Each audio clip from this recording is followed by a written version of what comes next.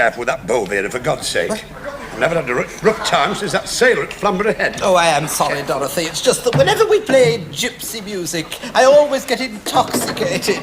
Yes, we've noticed. I haven't touched a drop. Oh, see, madam, the painted jade. Itinerant gammon. She doesn't need powder. It's polyfiller. I'm sorry, I can't help it. Never been the same since you joined us. No, true. We shall never be able to replace Madge, you see. I'd have to mention Madge, Vera. That woman was a saint. A positive cherubim. Fingers like an angel. The things she could do with an upright. Oh, grand.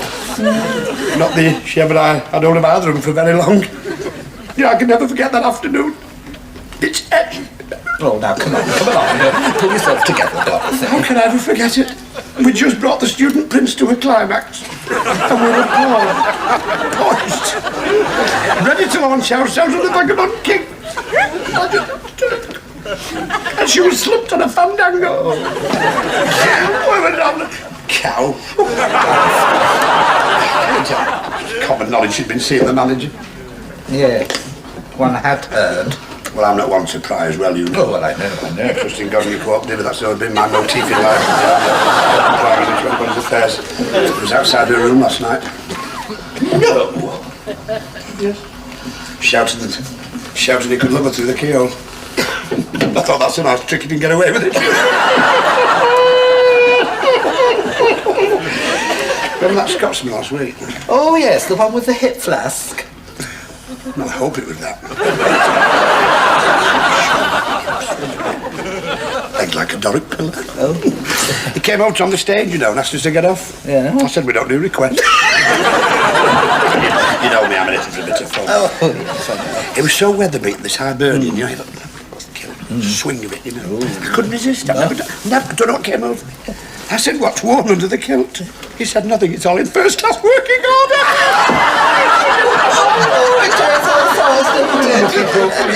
You've just got to adapt. Yes, I always bend with the wind. Madam's she's tapping again. Come on, it's... Here we go again, then. Rosemary.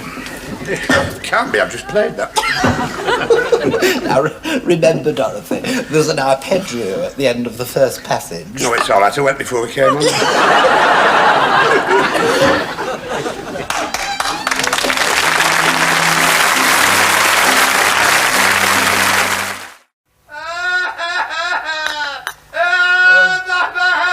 That's young Wayne at it again. I think it's a damn disgrace our little got up to bingo tonight of all nights. Gallivanting as always. Well, I was always brought up to believe that a mother's responsibility towards the offspring that she'd suckled, as it were.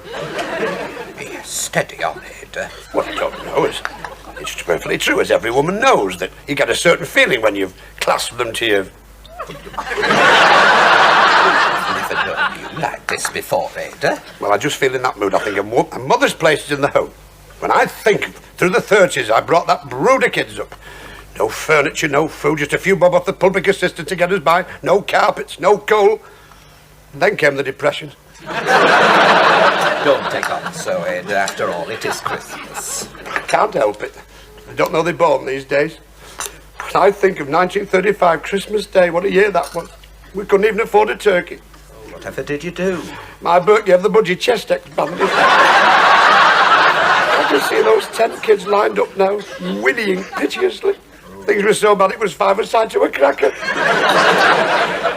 And Bert didn't help because his feet were so dirty every time he hung his stocking up the tree he died. I love children as well, you know. Oh, well, I love the little innocent faces and their eyes like lagoons of reproach. Well, they can't have anything. The little piping voices that go on, you know. Mama! Shut up! By the way, guess who I saw in the co-op the other day having an open sandwich? Who? Harry Pickersgill. Oh, don't talk to me about Harry Pickersgill. He wants to get back in the knife box. He's too sharp to live, is that one? Yeah. You know he goes out with other women. Tell me something I don't know. I know for a fact he's been having it off with Miriam Peabody down the street. No. I thought that'd shake you. You know, the one whose blinds are always drawn. Mind her. She's no better than she should be, that one. During the war, she had more soldiers than Eisenhower. You're ostracised. No, she's got 3 kids. Oh, honestly, you do show yourself up at times, Ada. Ostracised means a case of excommunicado. Excommunicado? I think I once had that with prawns. There's just no talking to you. I'm sorry to have to tell you this, Ada, but at times you're just pig ignorant. Oh, that's very nice, I must say. I've always been here when you needed me. What about last week when you wanted the famlax? Well, now, there's no need to go on like that. After all, it is the festive season, the season of goodwill. Here, what about offering me a nice glass of that Algerian cream sherry? To the sideboard, help yourself. Oh. I'll have his guts for garters, bless him. I won't be long, love. I'll soon get to the bottom of this. I'm coming, you whimpering little baby. What's that? He snapped again. Oh, but I think that's disgusting. You should have been here yesterday when it was your day off. Why? What happened? Well, we showed that Rudolph Valentino film. You know, the one, The Return of the Sheik. Oh, yes. Well, Albert put the last reel in backwards. Backwards? Can you imagine? Rudy jumped off the girl. He backed into the dunes, retreated onto a camel, then slowly disappeared up the Khyber. Never. Oh, hello. He's in again. Who? You know him.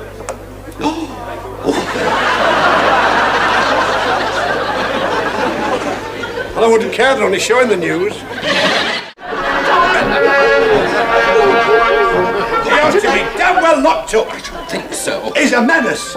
Every time I go down the far aisle, he keeps making a grass, me tutti frutti. Oh, don't have to tell. Oh, excuse me a minute, What's up, Gladys. love? It's this strap on my bra. Oh, do you know this new bra's been such a letdown? You're lucky, mine's been a complete flop. I don't know what it is these days, I just can't get a decent brazier. Oh, Gladys, you do show yourself up. What do you mean, show myself? Brazier. Brazier. Braziers are things people warm their hands on. I've had my moments. Tell me, did you enjoy your day off yesterday? Oh, yes, it was lovely having a break. Where did you go? Went to Pictures. Went to the Roxy. I was there on Monday. Oh, yes, did you enjoy it? I tried to. Why, what happened? You won't believe this, but all the way through the picture, there was 2 usherettes at the back of the stalls talking all the way through it. Oh, shut up! Mind you, I'll say one thing about the Roxy. Mm-hmm. They do treat their usherettes far better than some places I could mention. How do you mean? Well, you know when you're carrying all these ice creams and things round, and it gets very cold round the... Bugs. Yes. Well, they've got theirs electrically heated. They're... No, the trays, you daft midget. No, because the ice creams are cold round the... They have them heated. It's a marvellous idea. That does surprise me, Gladys. It gave Albert a shock when he found out. And I must say one thing, you know. It's got a bad reputation as the Roxy. Oh? Well, fellas going in like this. Like what? Fellas in dirty Macs doing that. Playing the piano? No. Oh. You know. Picking pockets. You're getting warmer. Not, into... Oh. Do you know I had to change my seat 7 times? Why, were you molested? Eventually. Oh, shut up, yes. Do you remember that big Australian, that well-made fella, that came in that time with his bush hat and tucker bag? Oh, he was disgraceful.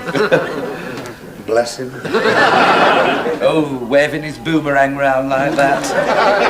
They had to throw him out, you know. 14 times. The boomerang kept bringing him back. Imagine, I don't know what you thought, right? They funny folk from the antipathies.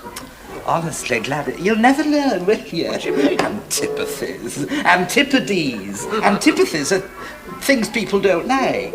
Well, I don't like Australians who sprawl on the back row, fiddling about with the billabongs. Not in public, anyway. Here. Yes, love. Ooh. Who was that young fella you were talking to earlier on, that little lad? Oh, that cheeky little imp. Well, he asked for an ice cream cornet with vanilla. And he said to me, what time do you finish? Yeah. I said, how dare you? Less of the lip. You've no right to be in here. Do you want to get me in trouble? Well, what did he say to that? I'll have the ice cream cornet first. Oh, it's time. It's time. Here we go.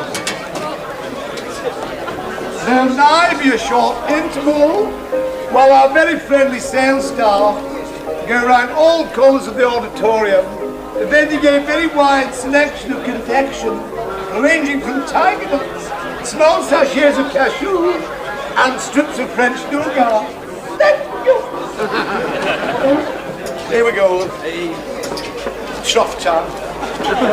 Come on now, come and get him. Come on, we've got all night. Come on, look. Come on.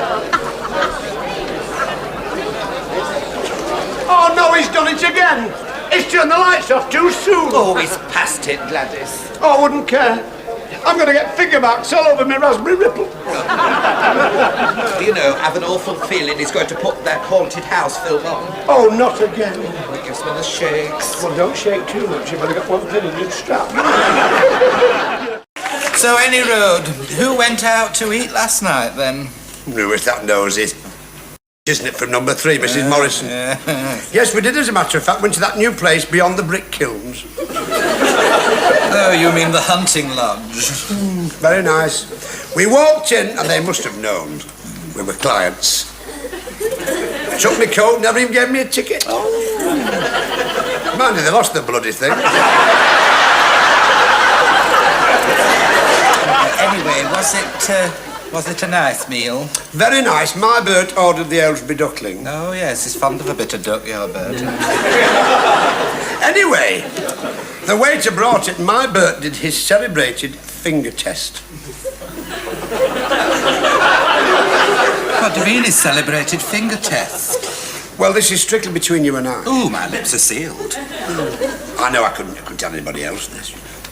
But what he does, he sticks his finger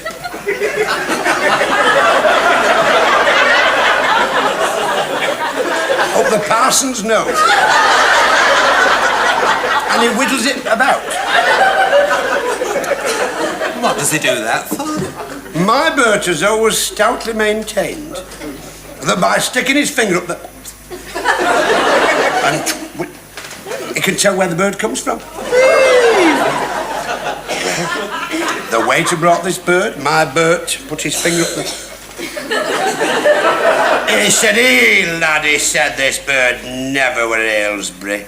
Told him straight, you know, looked him straight in the eye. He's like that, you know, frightening out. Oh, no. He said this bird was probably reared on the slopes in the heather, near the windswept flintstone rocks of East Derbyshire, near the limestone ridge. Well, go to the bottom of our street. What did the waiter do? What could he say? My Bert's a gastric expert. So we took it back. Half an hour and 2 bottles of Spanish satin later.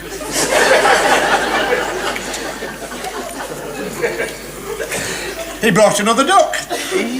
Bert put his finger up the... He said, "Hey, lad," he said, "this bird is never indigenous to Aylesbury." He said, "In my opinion, that bird were a Dewsbury mallard crossed with a Hebridean widgeon." He said, "If that's an Aylesbury duck," he said, "I'm Harold Wilson's tobacco pouch." Yes, he always was witty. Oh, he's always been a wag. Man, he's big made as well. Anyway,